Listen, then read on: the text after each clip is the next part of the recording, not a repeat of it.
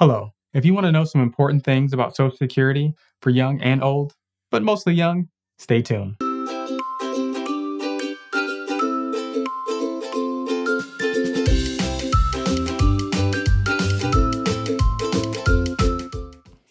Hello, I'm Derek, and welcome to Hindsight 101, where you'll learn about things that will help you in everyday life.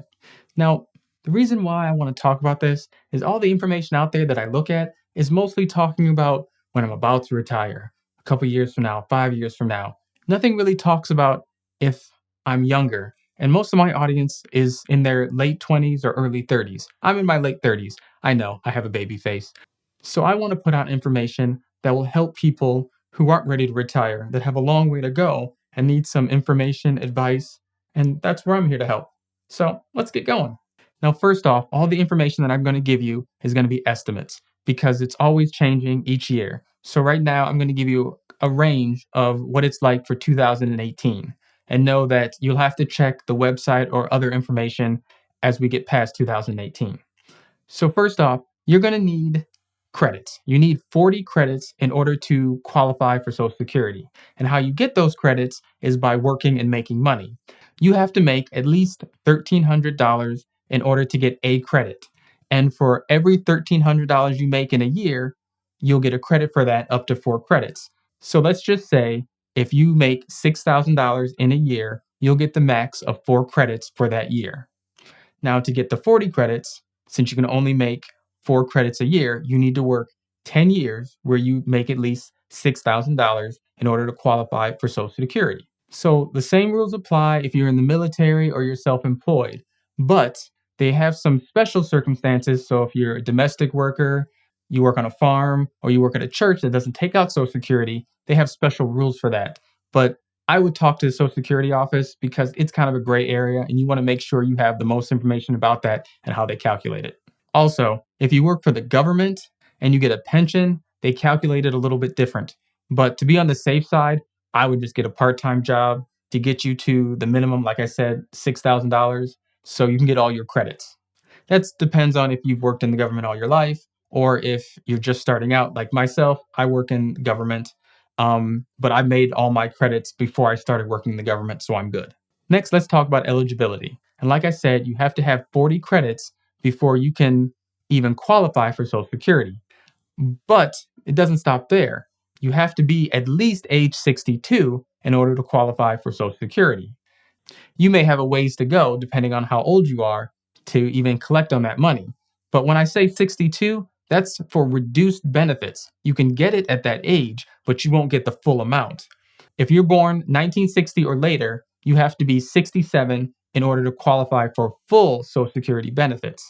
So now, if you take your benefits out between 62 and 66, then you get a reduced percentage of your Social Security benefits. And I'll kind of give you a breakdown right here of what that is. So it's in your best interest to wait until you're 67 to get your Social Security benefits. But if you wait until you're 70, you kind of get a little bit more money payout. I think it's like 0.66, 0.67, something like that, each year up to 67.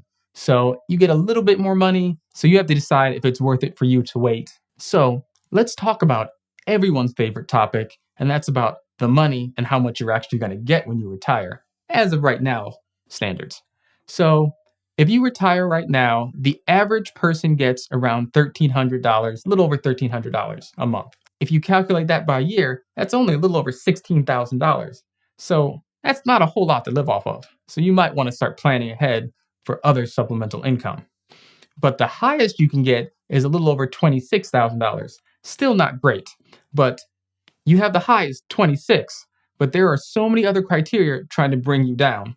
That's why most people only get the 1,300. So what the experts say is your Social Security benefits are around 40% of your pre-retirement income. So like I said, it's not going to hold you over in your retirement. It's supposed to supplement your retirement. So there are many different things that are taking you down from that 2,600 max that you can get from Social Security. The one biggest thing is how much you've worked. So they take an average of the 35 highest paid years that you've worked. Now you're asking yourself, what if I haven't worked 35 years? Say I only worked 20 years. Well, those 15 years, they're going to give you a big zero. And they average that out. So that could significantly reduce how much you're going to get. So you want to make sure that you're going to work 35 years of qualified income. Like I said before, like if you work for the government, just get a part-time job, get your work history, your credits, everything out of the way so you don't have any issues. Side note, your Social Security credits also count towards Medicare, which Medicare, you're eligible at 65. Check the link above where I talk about Medicare versus Medicaid. It's very informative. So to wrap this up, I put some links below, namely the Social Security website, where it's a wealth of knowledge, where you can get how many credits you have towards Social Security. You can also see your benefits estimator that'll tell you, as of right now, what your benefits look like. Also, it gives you your earned income for every time you file taxes. It'll show that. So remember your 35 years of work history and you have to have a certain amount. It'll list that out. But if you see anything on there that's incorrect, you need to get with the Social Security as soon as possible. A lot of information, a lot of who you are goes through the Social Security office. So if something's incorrect, you need to get that taken care of right away. And then also, you can also order a replacement card if you need one. The other links that I have, one is just to talk about the benefits and what you're eligible for.